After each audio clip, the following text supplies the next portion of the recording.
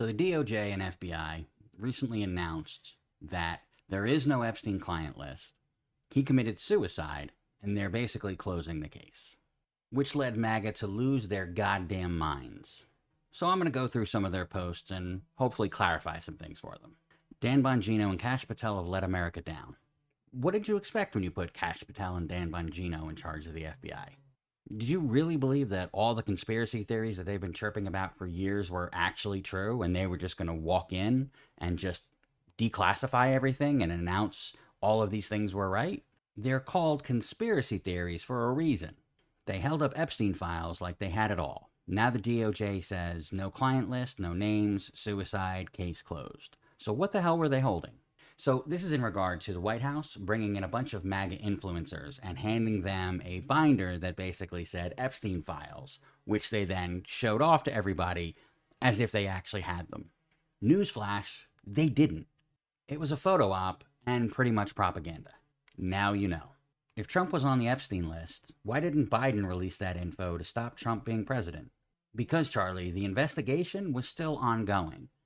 And most presidents and most other people in charge will actually wait till they have concrete evidence before they go putting it out into public or on social media like Donald Trump would do.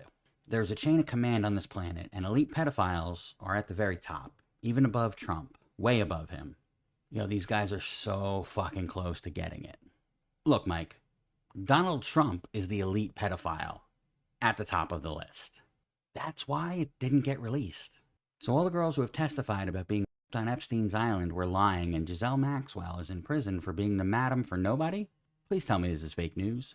I can't believe these people are so close and yet still just refuse to believe reality.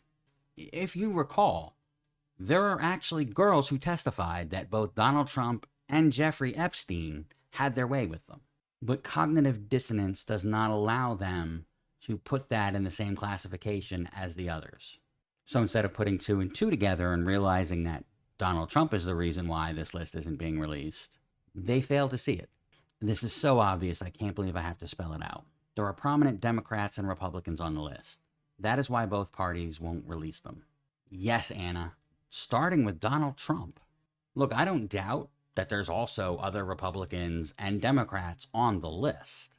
And in fact, if you listen to just about any Democrat, they will tell you they want the list released regardless of who's on it and how many Democrats get locked up.